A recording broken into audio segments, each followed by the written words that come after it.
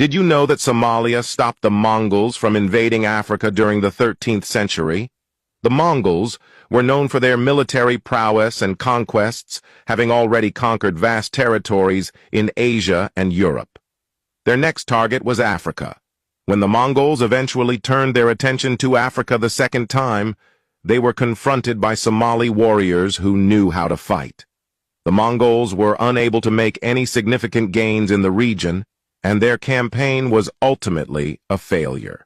The role that Somalia played in stopping the Mongols from invading Africa cannot be overstated. The strategic location of the Horn of Africa and the strength of the Somali people played a crucial role in preventing the Mongols from expanding their empire even further. Somalia, a nation with a rich history and a spirit of resilience, faced the challenges of colonialism with remarkable courage.